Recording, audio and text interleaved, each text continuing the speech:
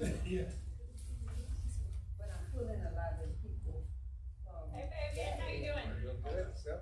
And so, I want, I'm good. also bring in people that, want to input.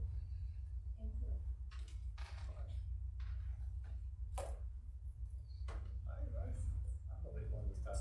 When you ready, so ready. Yeah, is he, oh, okay. Is he back? Yeah. Ready, dude? In compliance with the Open Meetings Act, Texas Government Code, Chapter 551, I call this meeting of the Manor Independent School District to order on May 5th, 2025 at 5:01 p.m. let the record show that a quorum is present. This meeting has been duly called and notices of this meeting have been posted in accordance with the Open Meetings Act. The board will now adjourn into executive. So I do not have any business from executive session unless trustees would like to go into executive session. Anybody else? No. So Any questions? just skip to the other. The board has no executive session work to do, so we will continue with the agenda. Let's stand for the Pledge of Allegiance and the Texas Pledge. We take volunteers. I pledge allegiance to the flag of the United States of America and to the republic which stands One nation, under God.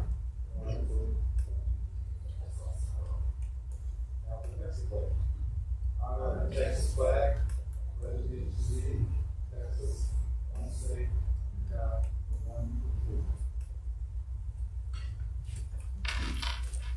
Vision. We'd like to do the vision today. All right. Manor ISD is the best district in Texas where we provide an equitable education for all scholars to graduate and feel ready to become leaders in our community. All right. We'd like to do the mission. Collectively, as a community, Manor ISD provides equitable resources, a safe learning environment, and high-quality educational service for all scholars to successfully achieve and reach their full potential.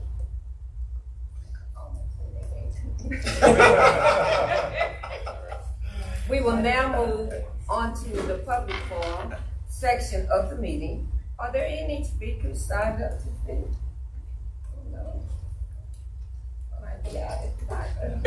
May I suggest, if you would like, before we jump into the agenda item, I think we've got food that's still warm. Want to grab food and eat at your table if you want. Absolutely.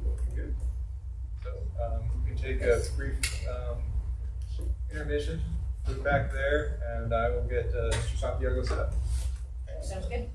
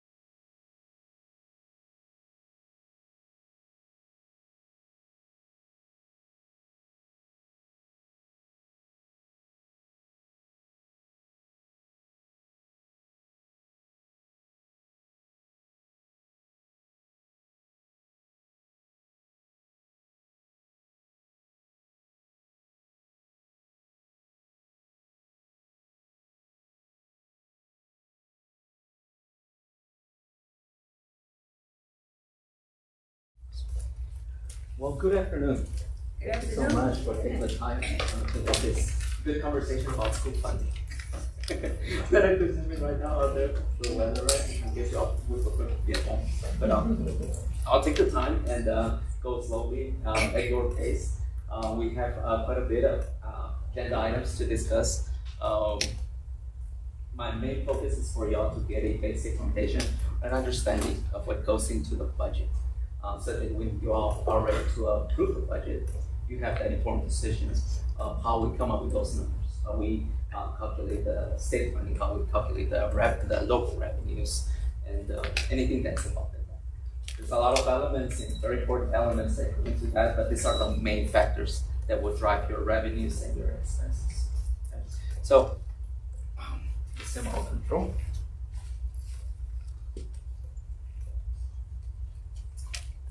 And this is, I'll try to stick with this agenda, but if at any point there's something that I need to clarify or you all have any questions, please let me know. Okay? You all can interrupt at any time. I'll try to follow what I have right here. We'll talk about the overall FSP program, Foundation School Program. We'll talk about the maintenance and operations side of the property tax and revenues for operations, and then we'll also touch up on the MCR, the maximum compressed rate, and the state and local property values, how they play into the revenues here.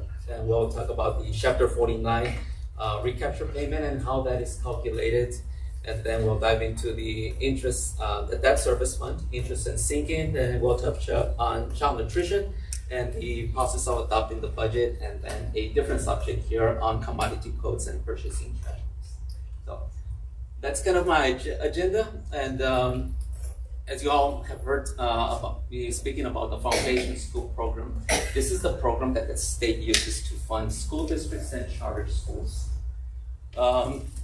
It is established to ensure that all school districts, regardless of the property wealth, receive substantially equal access to similar revenues per student at similar tax average. And how this happens is the formulas that are involved within this Foundation School Program, which are set by Chapter 46 and Chapter 48 of the Education Code.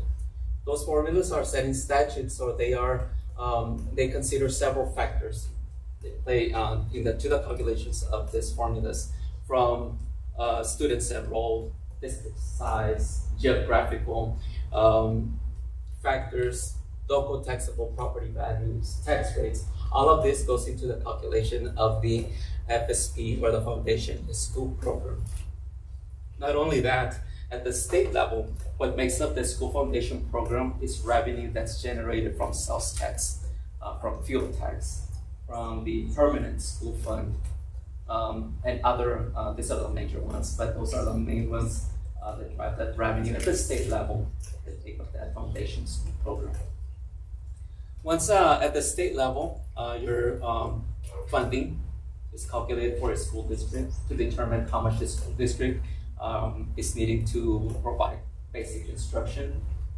The next level is to determine how much a school district generates at the local level. That's called the local effort, how much we collect in revenues based on our tax rate, the size of our district, the value, the wealth of our district. And so that's another level that's determined. And so the other part is the state share, which we talked about in the previous ruling.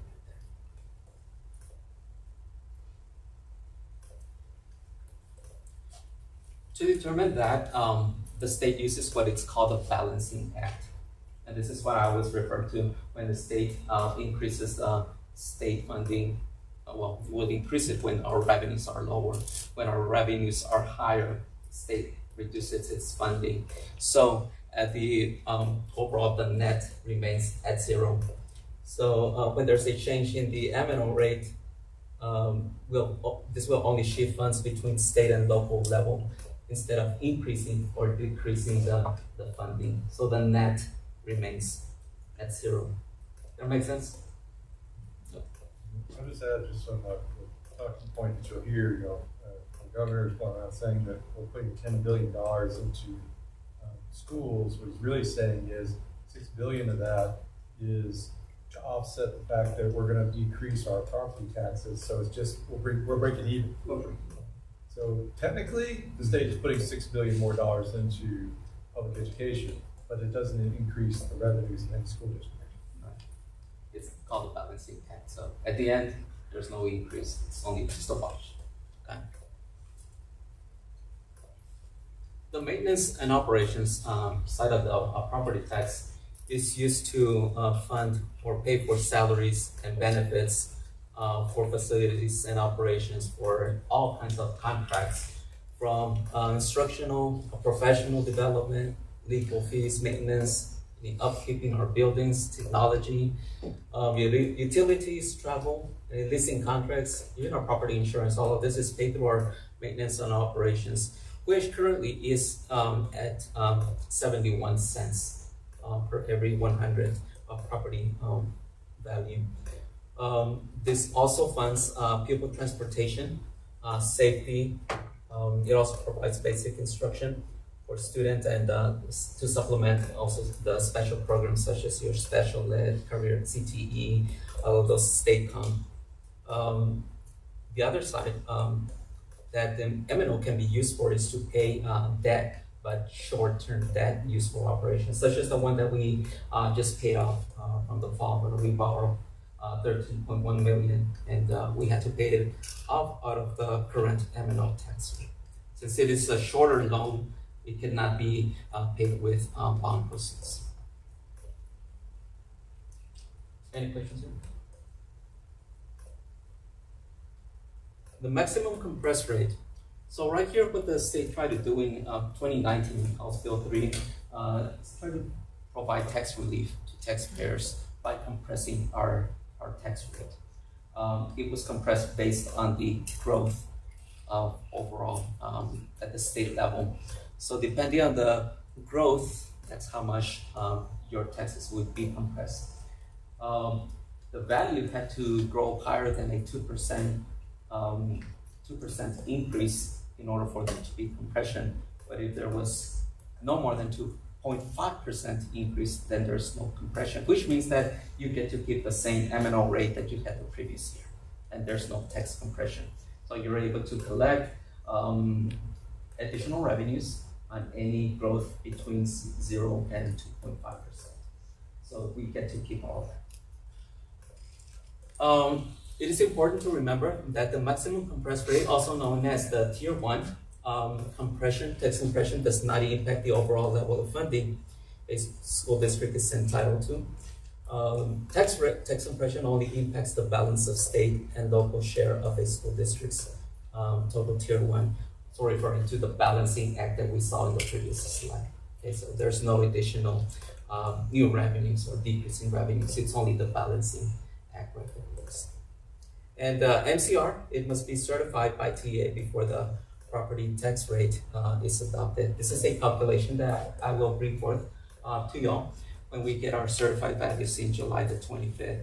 I have to present, first of all, I have to present it to TA so they can certify it. Then I bring it to the board, and before we adopt the new property tax rate for next year. Any questions on the MCR? So the maintenance and operations is broken down into two different tiers. Tier 1 is referred to the district's basic foundation entitlement, and this is the ones that I was referring to. It is calculated based on the district's geography and the student's characteristics and the ADA, the average daily attendance, not the enrollment, but the ADA. Simple calculation goes in there is the basic allotment, which is currently at 6,160, multiplied times the ADA. That calculates the basic, how much funding a school district receives for the basic instruction. On top of that, there are different weights for each of the special programs. Different weights for special education, for dyslexia, for state com, for all of those bilingual CTE and so forth. Which are added on top of the basic allotment to provide that supplemental funding. It's the basic allotment propose to stay the same for this upcoming biennium? For the next biennium, I think they are proposing for an increase of 300. I think that's what SB2 is proposing. But a part of that is going to be mandated that we allocate it to salaries. There's a certain percentage that can go to the general fund. But I think that's what's being proposed right now, if I'm not mistaken. But that's our current basic allotment, 6,100, which has been the same since 2019. The other side of the maintenance and operations is the tier 2, which is referred to the enrichment. And this one, instead of using ADA, it calculates it based on water. It's called enrichment because it adds supplemental funding.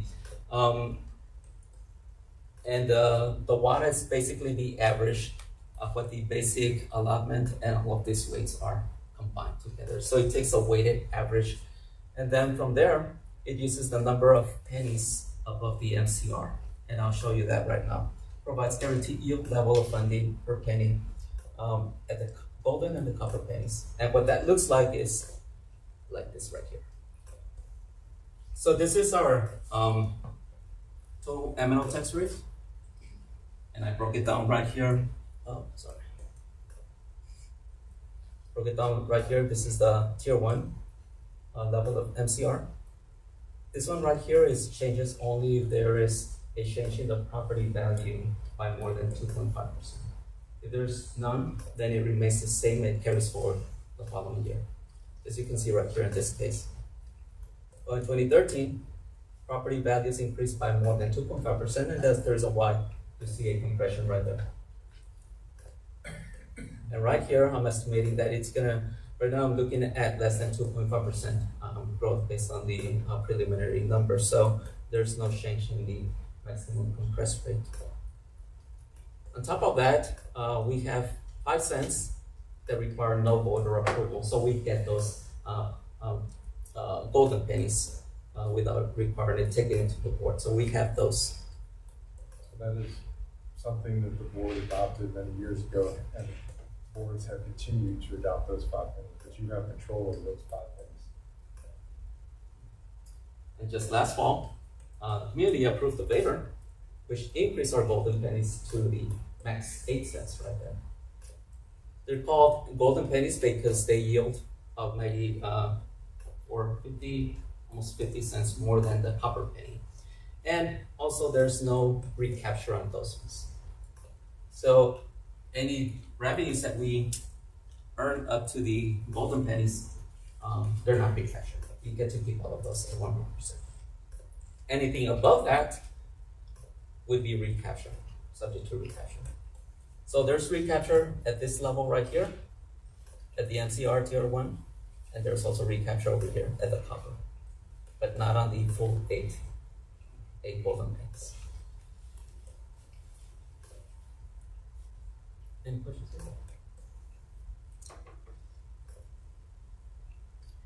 This is just a historical of where our values have been over the. I have a question.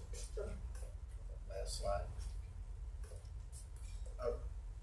Do you have any scenarios the coming year that was thinking about recapture, the state thinking about recapture? Not at this point because our value, based on the preliminary value, it's not over 2.5%. Therefore, the compression remains the same. And plus, the other thing that's helping us is the ADA. So it's helping us keep it at a lower level, and there's no recapture at this point. Now, that could change from now until we get the certified value in July.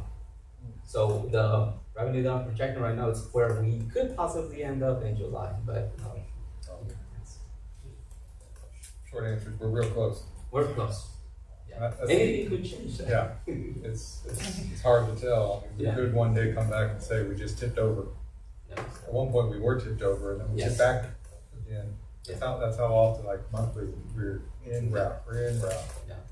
So our revenues, our enrollment keeps increasing, but if that percent attendance drops, it drops the ADA, and that drops the state aid. So it increases the recapture at at the basic amount times the ADA that we drop. So it's 6,160 per ADA that we drop.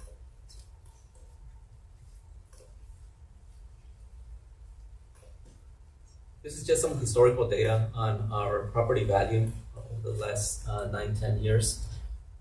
Call it the local freeze adjusted value because this is the value after the appraisal district applies all of those adjustments, homestead adjustments, 65 age adjustments, all of those allowable by the Texas code, by the tax code. 2024 was 11.5 billion. The estimated for 2025 is an increase of 2.11%. Over the last 5 years, the average growth across our district in the state value has been 17.68. It decreased by this year. We continue to increase, but not at the same level of growth as we were in the previous 5 years. We anticipate that we will continue increasing in value, but not at the same pace that we were a couple of years ago. The T2 value in January that was released by the state controller had some deductions incorrectly. So we had to submit a request for a correction and a new file submitted from the appraisal district. So we took care of that, and we should get updated T2 value numbers from the state controller as soon as they are.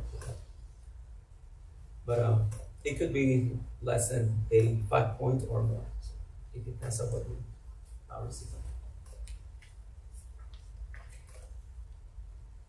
And right here, another graphical picture of our MCR, where it's been over the years. The M&O. MCR is the blue, and the M&O is the red, and the INS is the gray. You can see right here when HB3 was adopted in 2019, where we were, our MCR is to be at 93 cents. Currently, we are over here at 63 cents, so we've dropped about 30 cents since House Bill 19 was adopted. So that's 30 cents compression.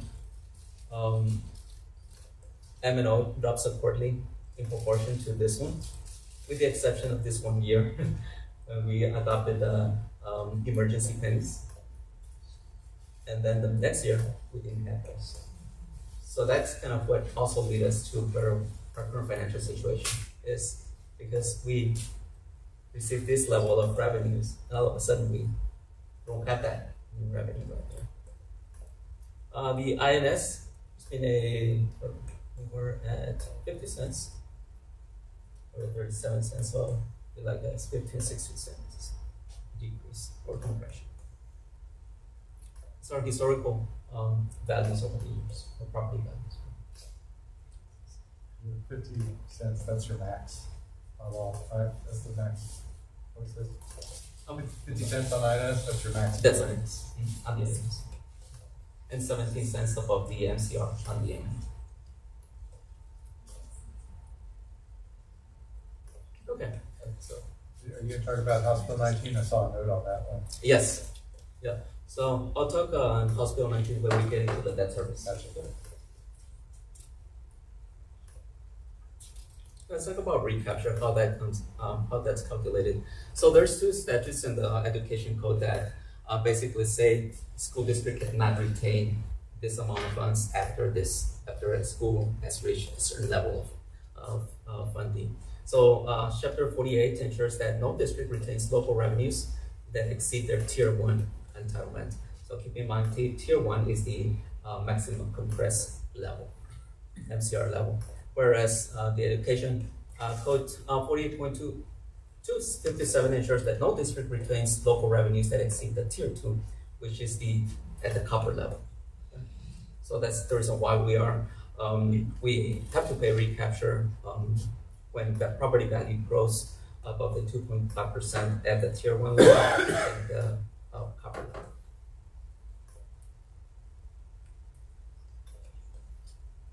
These are some examples of how that excess revenue is calculated. In the scenario right here, it calculates excess revenues or recapture at the tier 1 level, at the maximum compressed rate. So for this purposes of this scenario, the state calculated a school district needed about 12 million to provide basic instruction to students.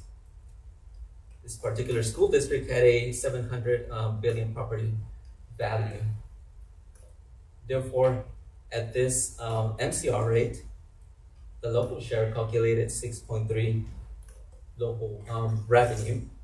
So the other part had to be funded by the state. So these two combined make up the 12 million. Now, look at this other side. If property value increases or goes from 700 billion to 1.4 billion, then local share increases at the state level. Since there's more local revenue, now there's the school district is upside down. So this excess revenue that has to be, that's in excess of the state funding, right here, 12 billion, 12.74 that's generated locally, this has to be returned back to the state in order for school districts to provide or to have equal access to state funding. And that's what you call a property-rich district. This would be a property-rich district right here? Yes. And this one would be Property pool. property. And this other scenario right here is at the tier 2 level. Now the tier 2 level, remember that it calculates the excess revenue based on the water instead of the property wealth. So the golden penny, in this case, yields 98.56, whereas the copper penny yields 49.25. Water is the same for both districts, right here. And both of them are capped at the 8 cents. So in this case, local share is the same. So we have that. State calculated right here. This is a local share. This is state share. So the local tier 2 level state calculating this. Local share is this. So the difference between this and this is the 205. That's taxes. Because of the difference in the yield right here. So for this school district, 205 plus the 787, they recapture about $1 million.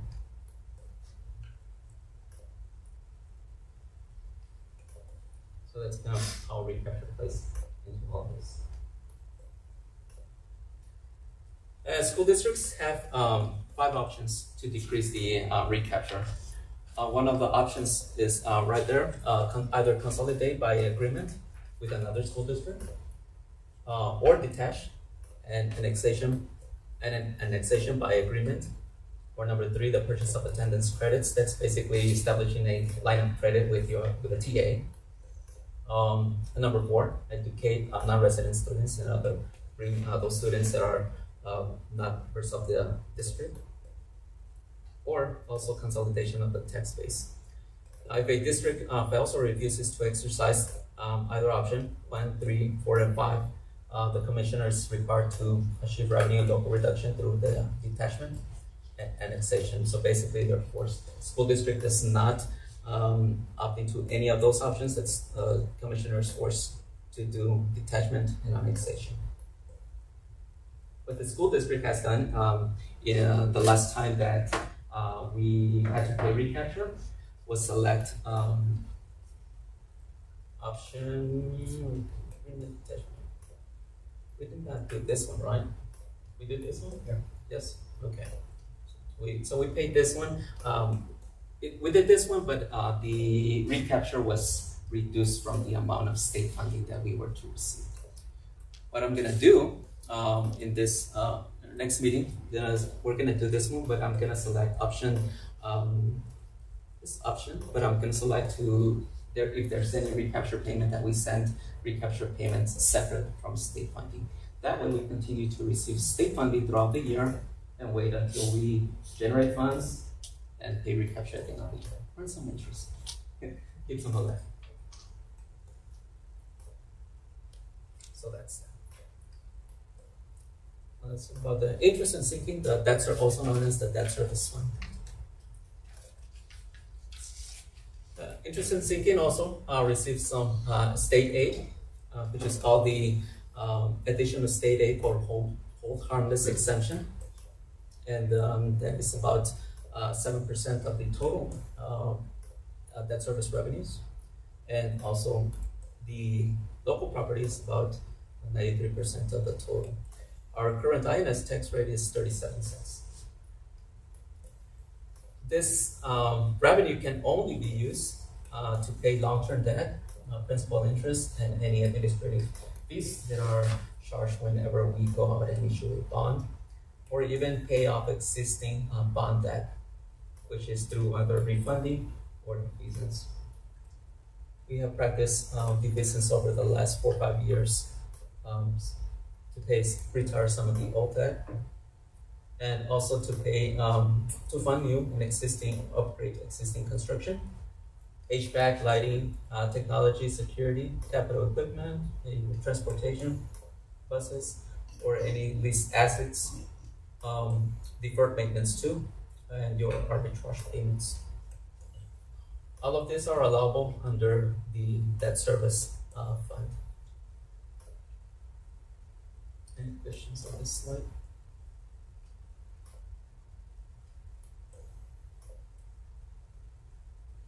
The bond capacity refers to the amount that a district can issue in new bonds without increasing or requiring voter approval or decreasing the current tax rate. You basically keep the same tax rate. But the AFF, our financial advisor, helps us with this. They determine what our property value will be in the next 2, 3, 5 years. The time that we go into a bond, they'll determine what would be required to keep our property tax rate the same.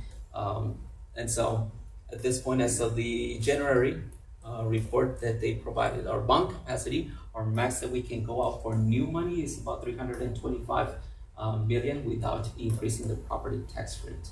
So that can be achieved by retiring some of the old debt and adding new debt without increasing our tax rate of 37 cents. So is it a literal difference? We paid off a loan, right? Yes. What was it, 12 million or something? 13. 13. So is that just it's 325 plus 13.3 that what we would have been able to do it? Yeah, but keep in mind that the one that we paid off was paid off with a M&O, not the debt service. Okay. So we got to keep that part separate from this. Yeah, this is only to pay it long term. We are going to, we did vote, board voted prior to the new board to defease $28 million. That was back in June, I think. So we're actually coming up on, we're actually going to pay down that debt. And so our FAA included that in their calculations of what our bonding capacity is in the future. So that's based on that defeasement.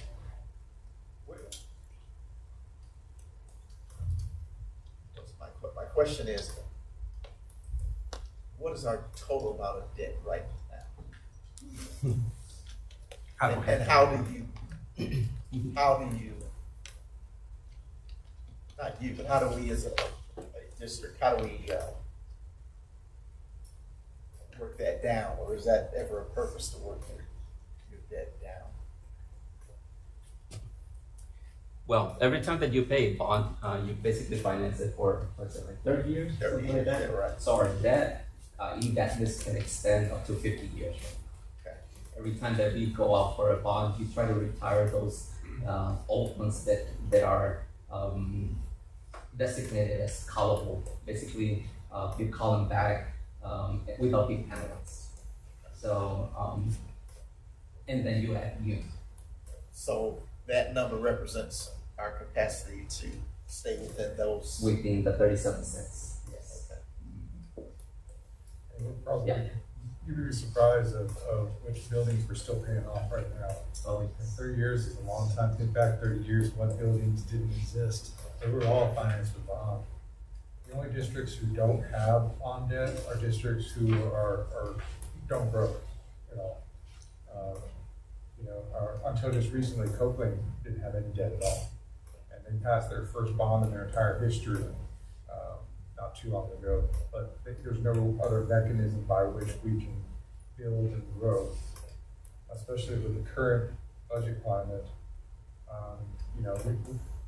Without legislative action, no district that has any sizable group of students is ever going to be out of debt. Now, there is some metrics that are used to measure your amount of debt to assets and your ability to pay. And so there are some things, we're healthy there. Our debt to asset ratio is fine. So I think that's probably a better metric to look at. And is that part of our first rating? I can't remember. It is. It is. So we're already at a first rating of an A, so that just tells you that our ratio is good. Thanks. House Bill 19. That's one that has been, that's now moved to the floor. House Bill 19 is gonna cap the number or the amount of tax revenue that we can collect based on the last 3 years, the average of the last 3 years. So it's gonna prohibit the annual tax rate increase from being from being used to pay off that. But based on my calculations, and that's a rough calculation, it would increase our bond capacity by 6%. That is about 25 to 30 million. And our INS would also have to be decreased by close to 8 cents. Just a rough estimate. If that is adopted, yeah, it would reduce our bond capacity. We would be compelled to decrease our INS rate. You would effectively lose the ability to raise your INS tax rate. Just they now have a max compression rate for INS is what it is. You also will no longer be able to choose bonds in the future, because that's basically what the law is doing. Yeah, You can't that's pay off not that good. early. That's the net effect of it. Yeah. And so, does HB 19 have support, legislative support? Yes, sir, it does. And some of our FA, they have a legal team that have been working so that they can rewrite legislation that doesn't impact the school districts as much. And so, but yeah, it looks like it does have some support. One of the things that you all can help with is our legislators is necessarily the problem with Sarah Hart and Cheryl Cole. The problem is a lot of legislators, they hear capping debt at 20% average and all that. Oh, like capping debt's a good thing. What they don't understand is the only vehicle by which growing districts can build. And so they're effectively stopping us from doing that. The other thing, you'll be surprised how many legislators I've heard didn't realize that this was going to prevent us from paying debt early and save taxpayers money. So you're actually increasing the tax burden because, as we all know, if you have a car payment and you pay it off early, you pay less interest. But they're effectively stopping us from doing that. And so a lot of them don't realize that. So just taking simple talking points to legislators and saying, hey, did you know this? And if you got questions, you can send them to me and Moises, or if you feel confident, you can talk to them. We'll be happy. I'll drive down there and meet with them. So there's no, like the organization that we work with, not task, but Our financial advisor? yeah, financial advisor. We don't have a lobby or something to educate the legislatures on things in this. Officially, you are the lobby for Manor ISD. And me, and I can speak on education behalf. And there are different interest groups who do like, they're for-profit companies, and those will already say it's gonna hurt them honestly too. There's a lot of different groups that are out there trying to say this. I try to understand some of the applied materials, actually, the meeting I was at, to let them know this is gonna be a problem. Because it actually impacts local municipalities also, and counties are gonna have to fall into the same thing, but they're financed differently, so it impacts them differently than us. So, yeah, there is, but we're Frank Banff lobbying as a district. TASB, TSS. It depends on how they're set up, because some of those groups themselves are not allowed to lobby either because of their status. But there are some groups out there that are speaking to this, where superintendents have been talking. I've been reaching out just to make sure that our people understand the impact. The guy who's superintendent, the guy who, I can't remember his name, who came up with HB19, their superintendent, he's been in that guy's ears, and been destroyed in our district. You realize this. So there are different people trying to reach out, but he's not listening. So we're targeting more the other legislators who might be not understanding what this bill does.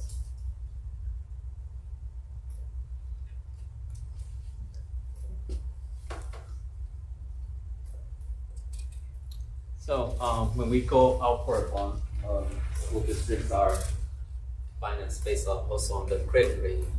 So, the creditworthiness of the school district is based on the district's financials, mainly the level of fund balance that we have at the end of every year.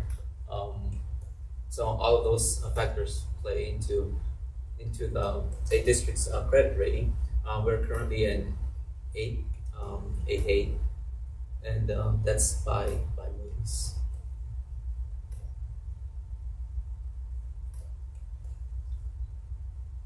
Any questions before I move into the challenge program? I just want to say that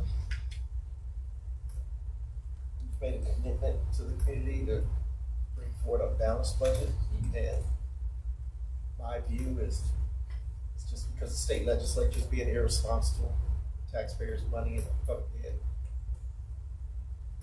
we are not going to bring a balanced budget to our community so that they know we're being responsible with their taxpayers' money. So we can control things that we can't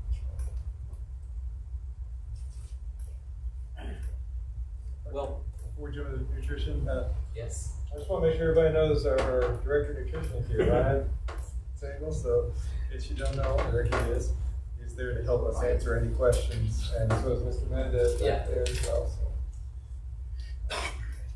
So I'll do an intro, and if you all have any questions, we can address them for Ryan. Let him see. Child nutrition. So we're currently running the community eligibility provision program, which basically allows us to provide meals for free to all school districts, to all students, not school districts, all our campuses. On the CEP, we do receive the federal reimbursement, which is based on the percentage of eligible students. That percentage right now, it's called the identified student percentage. It's currently at 25%. When CEP was implemented, it was 40%. In 2023, it was decreased to 25%, which allowed more districts to qualify for CEP. Right now, all of our campuses qualify, with the exception of one. Which was that one? I think it was exception of two, but Two? we actually put them together so they didn't qualify. So- So they're 100%. Okay, so we're 100% CEP eligible. But the CEP does, there are several benefits to this because it allows us to provide meals, breakfast and lunch meals for free. It also increases student participation. It reduces also the stigma of students having to fill out applications or having to receive a different type of meal based on their type of meal that they pay. Also there's no student meal applications required.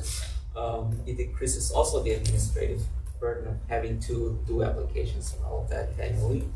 And the other good thing is that there's no negative or students, there's no negative balances at the end of the year, which would have to be replenished using general funds for that. So one of the requirements when you run a non-CEP program is that if your fund balance is negative in the nutrition program, the general fund has to replenish those negatives. If their students are carrying negative balances too, we have to fund those because it's required to that we don't run a deficit in the nutrition program.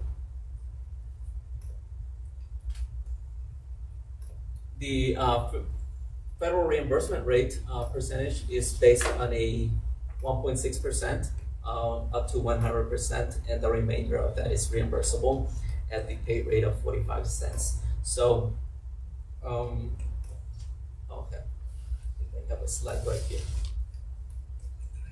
This is the information that provided me. So these are real numbers, right? Based on the eligibility of 25% of all the campuses. So you can see the percentages of all those campuses that are currently eligible. From top to bottom, 51%, 75%, all the way. We don't have any under 25%. So all of them are 100% eligible for CEP. But if this legislation goes through, those discussions that are happening at the White House from increasing that 25% to 60%, we could lose more than 10% of our campuses from being eligible for free meals or for CEP. I provided a link where I took that from. But those are the discussions that are being had at this moment. What that would do is, and I based this on these percentages, but Mr. Mathis just told me that there could be only 4 campuses that would be eligible for CEP. All of the others, we would have to go from a CEP program to a free and reduced lunch, which is what we had before CEP was implemented. And so those ineligible campuses, we would have to provide full meals or at a reduced price in accordance to the Department of X guidelines. And students would be based on an annual income. And this would also require an annual verification of income eligibility. So more administrative burden on the staff, probably less student participation, and you'll see the trigger effect, the effect right there, the ripple effect on instruction too. So, any questions or concerns that you have on the CEP program? Currently, it's done through verification. It's done through just regular enrollment application information. Is that the avenue that's used to determine who's eligible? That's the initial application, and then the staff goes and tries to get those who have not turned in that form in one way or the other. There's a big push this year, so our numbers are actually up, our EcoDis numbers, back closer to where they probably should be.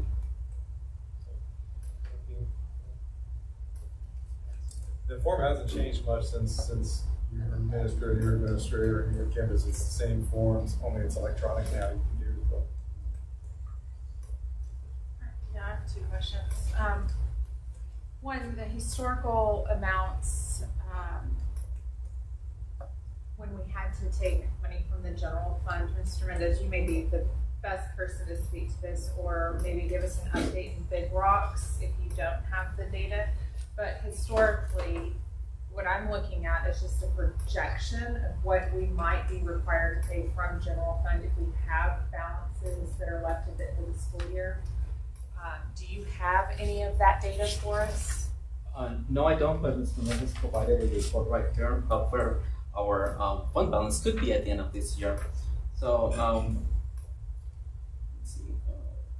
Right now, we are anticipating that our fund balance could be at 3.2 million by the end of this year, and we are required to carry in there at least 3 months of operations, just like our general fund. So 90 days. So specifically, what I'm asking is the lunches that we had to cover in prior years at the end of the school year. What did that look like for maybe 3 years, so that we can understand if this goes into effect, what we're going to have to cover, so we can at least budget for it and understand that it might be a little more, it might be a little less, but at least, as Patrick said, right, being responsible, knowing that we've historically had to pay that money from general fund. I'd like to see what that would look like historically. Yeah. The other question that I have from a federal level is I'm going back to DC on a non-district sponsored trip. Whose door do I need to be knocking on? I'm already working on a visit with the president and Department of I've been looking Education. it up, it's the House Ways and Means Committee, so I don't know who the chairperson is, but that's the person. Okay, thanks. Yeah, we're working on that. So we'll bring you some, or we'll provide you the Historical. information and based on historical. Yeah. And what kind of rates we had before, because those would have to be adjusted by inflation. Have we been collecting, have we been doing the income verification form with enrollment? How long has it been since we've done it? 3 years. No, we do the verification form every year, we have to, regardless of this, we have to do it to the table report to get your GIST numbers. They're still based on those federal forms. It's actually been the challenge is you don't have to have that form to get the meal anymore. Yeah. So we've been doing a lot of work to try to let people know that there's some scholarships you can't get if you don't turn in this form. Mm. That's kind of been our carrot to try to get people to turn in. We don't do it on the food and nutrition side. And since we are streaming, we have re-enrollment that's currently open. I got an email today. So go fill out your re-enrollment forms. And they become very important if the law changes, so. That's yes, right. absolutely. So we'll keep you updated if anything changes or any new information that we receive. Any more questions on the child nutrition program? Okay, adopting the budget. So there's an education code that basically says the way you're supposed to adopt the budget, what's supposed to be included when you adopt the budget, and what the board needs to approve when you adopt the budget. And in fact, our local CE budget talks about the type of the planning, the meeting, the adoption, the amendment of the budget. The policy dictates that the Education Code 44, Section 44, says that basically the type of a summary of the budget that has to be presented based on the function level. Just like the reports that I share with you on a monthly basis, they are broken down by functions: instruction support, central office, or central administration, district operations, debt service, and of course those other categories that are designated to the commissioner.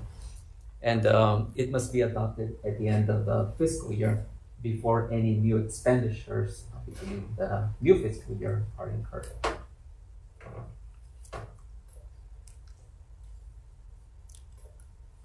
The planning, the budget has been surrounding all of the district goals that we have been sharing with y'all to provide to ensure that our students are at grade level, math, reading, and ready for CCM or college career readiness. Based on these principal guidelines that have also been shared with you. So as we move forward and we prepare our budget, all of these factors are taken into consideration as we add, remove things, just to ensure that we are in compliance with our own objectives of presenting an operating budget for the upcoming year. Y'all have seen this one right here, the constraint progress measures. It's basically the percentage of your general fund balance, it's the percentage of the expenditure budget. Our goal right here, of course, it's that we move forward some 60 days or 16.4. This is where we are currently at and where we plan to move as we adopt the balanced budget beginning 25-26 and forward. So one comment on this is, Ms. Martinez and I were just talking about this, the May 19th board meeting, I want to give you all an update on some land that we've been talking about, potentially some assets to sell. We don't take any of that into account in anything until it hits our accounts. So just want to be clear to everybody that we don't count our chickens before they're hatched. So, but I'll give you an update on where we're at on those. That's a closed session item because we don't want talk strategy where other realtors will hear us. So, Or even new state funding. We're basing our assumptions and the proposed budget on current legislation.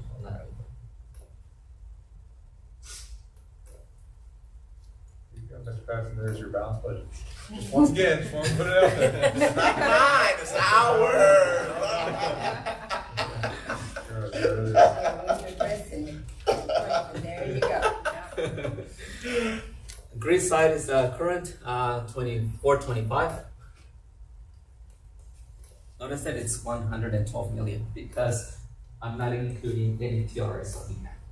So TRS on behalf is only an accounting number that TA requires us to account for it there for to account for the retirement liability of the state.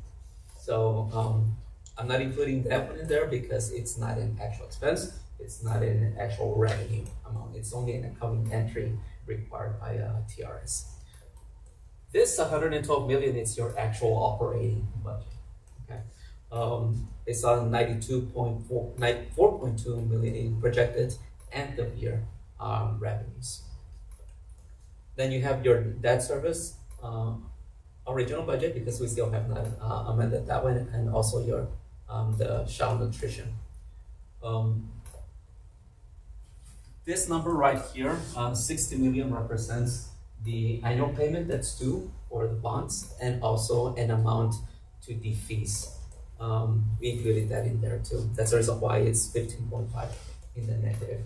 It doesn't mean that we are in the negative in the fund balance in the debt service. It only means that we are going to defease more than the annual payment that's required. In the child nutrition program, we have a 9.7 million revenue budget, but our expenditures are 11.2. The reason for that is because we are carrying a high fund balance than we are required. We're only required to keep 90 days in operations, so we are spending some of that we have put back in the previous years. It is a non-for-profit, not profit generating fund, so we should not generate any profits in there, only the maximum by the Department of Ag. On this side right here, you have the preliminary budget that we presented back in March.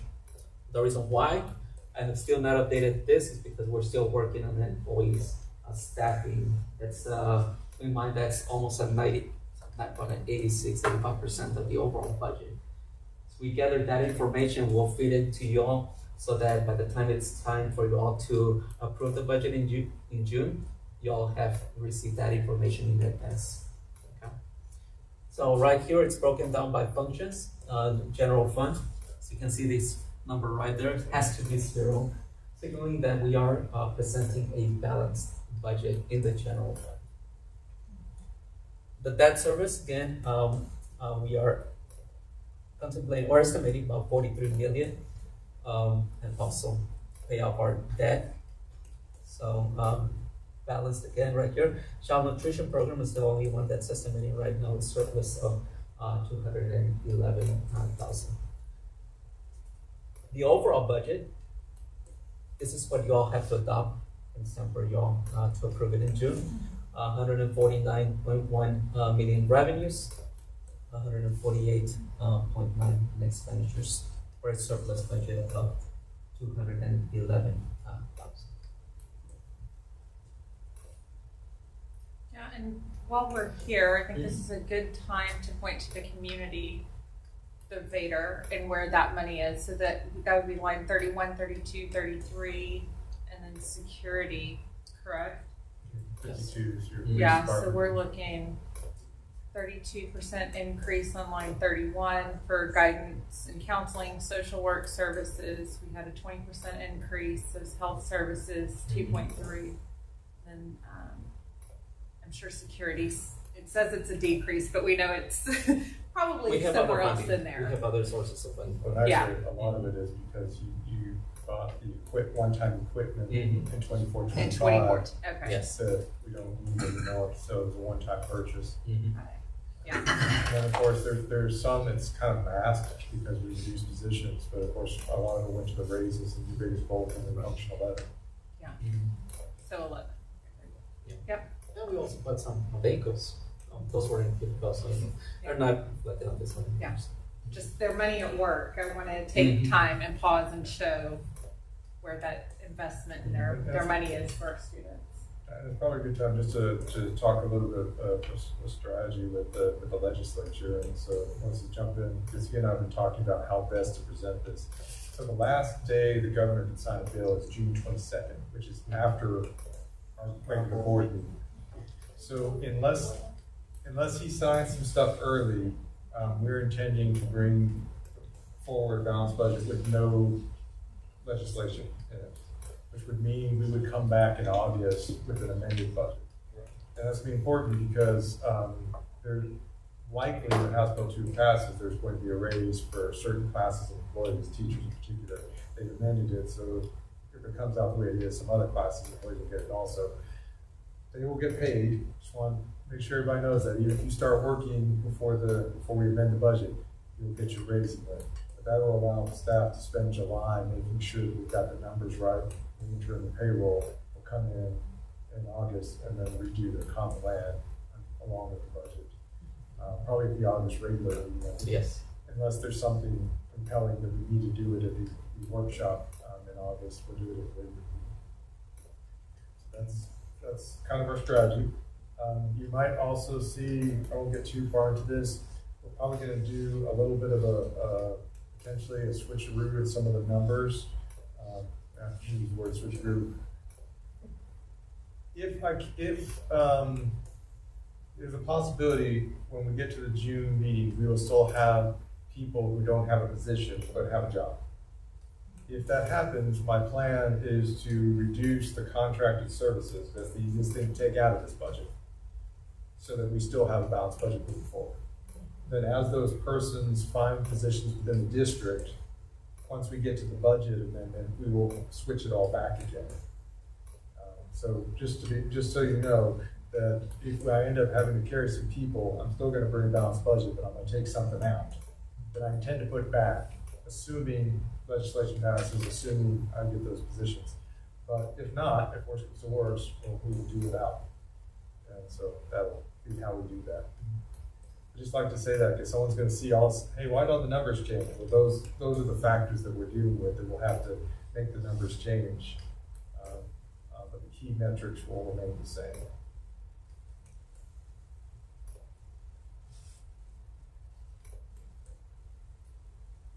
Anything else on the budget? Our last subject for tonight is on commodity codes and purchasing thresholds. So my understanding is that previous years, you are provided with a list of all the vendors that we have spent in the previous year, over 50,000. So you all approved that. What we are doing differently this time is the adoption of commodity codes, which have been a suggestion by our auditor and also something that required by granting agencies. And what this does, it provides some reporting efficiency for purchasing and provides greater control by grouping identical or like items from various vendors into a locally defined commodity code, similar to what we see right here. So for accounting purposes, we have created commodity codes within a certain range and group them by similar or identical items. And we're going to present this list to y'all in our next regular board meeting by commodity code and then by a amount that we are going to be asking for approval.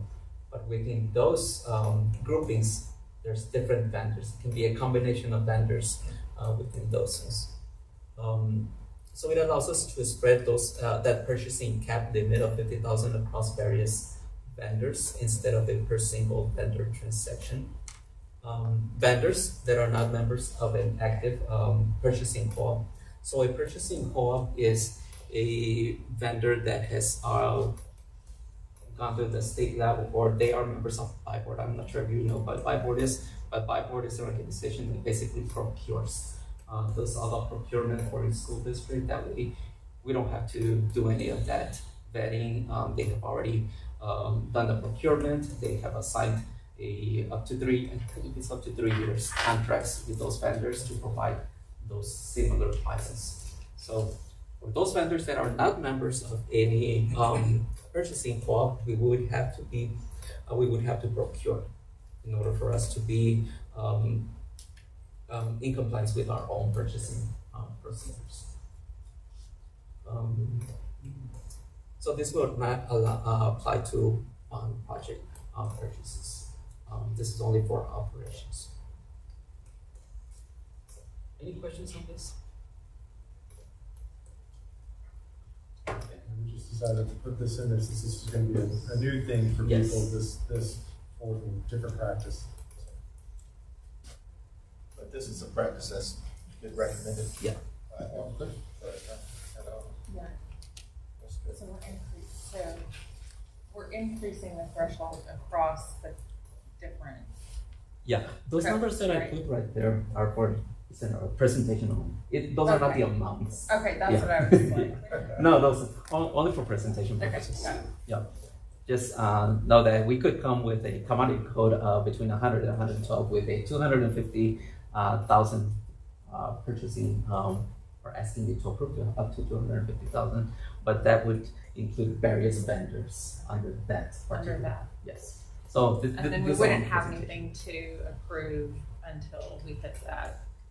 Until we had that threshold, or we have to our services from a vendor that's not a member of the cooperative. So you're still working through the numbers and you'll get that over to us. I'm assuming based on historicals and kind of what you guys are Yes. presenting and Yes. stuff, in addition to what the Yeah. auditors said. Okay, perfect. Yeah, we already have that data and we're ready to go. How will that adjust how we vote on amendments for thresholds? I think only the wording instead of this would be to approve an action item on commodity codes instead of a per vendor. I think that's what we put on the action item on the second. It's on a good sense. I would say consideration and approval of purchases over 50,000 and delegation of authority. Okay. That's kind of the same thing. Okay. Yeah. It's the same the policy same basically policy. that you're acting under, you're that authority. Yeah. And so, yeah, Why does this not apply to bonds? Because those expenses in the bond could they could exceed those purchases. Those are large capital projects, capital purchases. Usually over 5,000 that we would be required to capitalize. But yeah, we would exceed those thresholds if we apply this to. which means we're always going to bring you Yeah. projects. Yeah. So you always vote on those bond projects. And Yeah. I think every once in a while there's like a really small one. It's like under the 50,000 threshold, but pretty rare. Do we participate in the buyback program when it comes to these commodity codes? The buyback. What is that? For buyback. Is that what you're talking about? Yeah, The cooperatives, what cooperatives Oh. do we currently Is- work with? We I mean, participate. just a Yeah, FYI, are we in that because it includes those ranges? Yeah, we participate in a variety, I think like about 10 purchasing cooperatives that are across the state. The main one that we use is the Supply Board. And that one allows us to generate credits. So we get Yeah. a check back annually. Yeah, There's that's another. that's the one I'm talking about. One we get some money Yeah. back because of that. We're Okay. looking at those ones. Yeah. Anything else? Appreciate your hard work. Absolutely. Any other questions, Madam President? Well, thank you. Thank you. Confirmation. If there are no more questions, then we have, like to have a confirmation of our next regular board meeting, that is May 19th, 2025. Do we have a motion to adjourn? Okay, Stephanie. Yes, partner. It's one day. It's fine, you know, I said, moves, and Mr. Patterson second. If there is no other questions in the meeting stands adjourned. Got the- Oh, okay. Yes, we so early. Okay. All right, all in favor of the meeting being adjourned. All right, thank you. Teacher Gavin. Thank you. I got my thing. how's that dessert? Fine. How was it? Good? So I'll try that. Okay, meeting is.